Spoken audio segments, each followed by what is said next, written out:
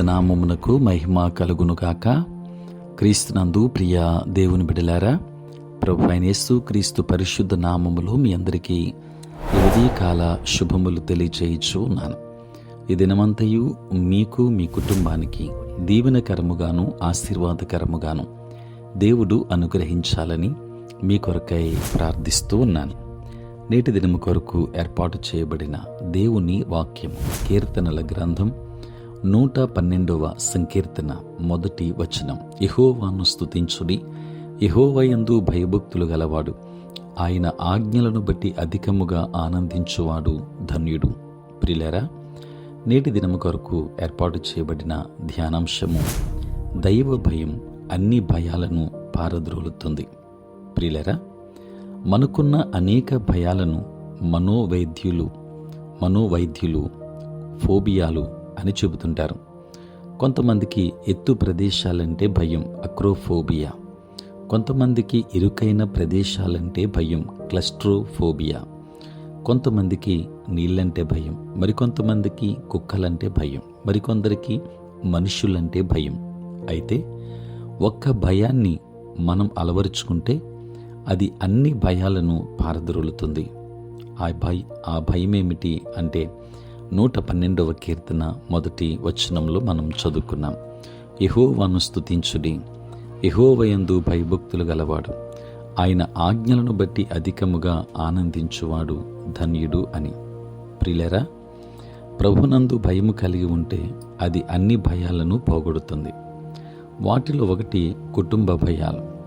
వాని సంతతి వారు భూమి మీద బలవంతులగుదురు, యథార్థవంతుల వంశపు వారు దీవింపబడుదురు అని 2వ వచనములో చూస్తాం. మీ పిల్లలను ఆయనకు అప్పగిస్తే ఇక మీరు వారి జీవితాల గురించి చింతించనవసరం లేదు. ప్రభునందలి భయం మీ ఆర్థిక భయాలను పారద్రోలుతుంది. కలిమియు సంపదయు వాని ఇంట ఉండును, వాని నీతి నిత్యము నిలుచును అని 3వ వచనంలో చూస్తాం. అంటే మనమందరం కోటీశ్వరులమవుతామని కాదు, మన అక్కరలన్నీ తీర్చబడతాయని అర్థం. ప్రభువుకు మనం భయపడిన వారమైతే ఆర్థికపరమైన భయాలు మనకు దూరమవుతాయి. కొంతమంది చీకటికి భయపడతారు, యథార్థవంతులకు చీకటిలో వెలుగు పుట్టును, వారు కటాక్షమును వాత్సల్యతయు నీతియు గలవారు. దేవునికి భయపడితే మీకు కావలసిన వెలుగును ఆయన మీకు అనుగ్రహిస్తాడు. మీకు ఆయన నడిపింపు, మార్గదర్శనం లభిస్తుంది. కొంతమంది భవిష్యత్తుకు మార్పుకు భయపడతారు, అటివారు ఎప్పుడునూ కదలింపబడరు. నీతిమంతులు నిత్యము జ్ఞాపకములో ఉందురు అని 6వ వచనంలో చూస్తాం. ప్రియులారా, మీలోనూ మీ చుట్టూనూ జరుగుతున్న మార్పులను చూచి మీరు భయపడవద్దు. ఈ విశ్వానికి నేను దేవుడను, నాకు భయపడినట్లయితే సమస్త మార్పులు నా ఆధీనములో ఉన్నాయి అని దేవుడు చెబుతున్నాడు. చివరిగా కొంతమంది దుర్వార్తలకు భయపడతారు.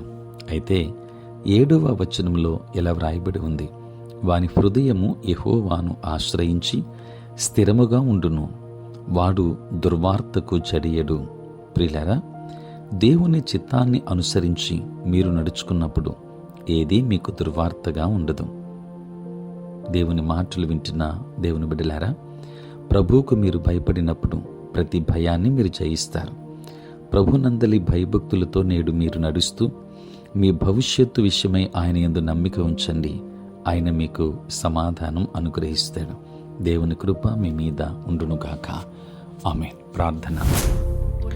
పరిశుద్ధుడైన తండ్రి, ప్రేమ కలిగిన ప్రభువా, మీ పరిశుద్ధ నామమునకై వందనాలు, స్తుతులు, స్తోత్రాలు చెల్లిస్తున్నాం నాయన. రాత్రంతయు కాపాడి సంరక్షించి సుఖనిద్రను మాకు దయచేసి మా జీవితంలో మరి యొక్క నూతన దినాన్ని మేము చూడగలిగే భాగ్యం ప్రభువా మీరు మాకు అనుగ్రహించినందులకే స్తోత్రాలు.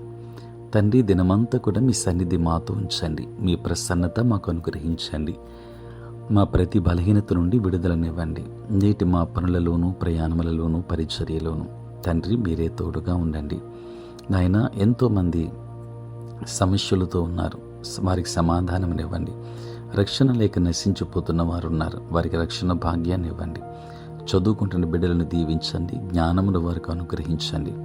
ఉద్యోగస్తులు, వ్యాపారస్తులు, కష్టపడి పని చేసుకుంటున్న బిడ్డలందరినీ దీవించండి నాయన. ప్రభువా, దూరదేశాలలో దూర ప్రాంతాల్లో ఉంటున్న ప్రతి బిడ్డను దీవించండి. నీ కాపుదల వారికి అనుగ్రహించండి తండ్రి. సార్వత్రిక క్రైస్తవ సంఘాన్ని దీవించండి ప్రభువా. నీ పరిచర్య చేయుచున్న ప్రతి సేవకుని కూడా మీరు దీవించమని, వారి పరిచర్యలో ప్రయాణములలో మీరే తోడుగా ఉండండి తండ్రి. ఆంధ్ర ఎవాంజలిక్ లూథరన్ సంఘాన్ని దీవించి సంఘాన్ని ఆధ్యాత్మికంగా ఇంకను బలపరచుమని తండ్రి మీరే తోడై ఉండుమని యేసు నామములో ఈ నేటి దినాన పుట్టినరోజు పెండ్లి రోజు జరుపుకొనుచున్న ప్రతి ఒక్కరి మీద నీ నూతన ఆశీర్వాదములు మెండుగా వారి మీద కుమ్మరించుమని మీ కుమారుడును మా ప్రభును ప్రియరక్షకుడునైన యేసయ్య నామములో ప్రార్థించి వేడుకొనుచున్నాము తండ్రి. ఆమేన్. తండ్రి, కుమార, పరిశుద్ధాత్మ త్రియేక దేవుని దీవెన సదా మీకును మీ కుటుంబానికి తోడై ఉండును గాక. ఆమేన్.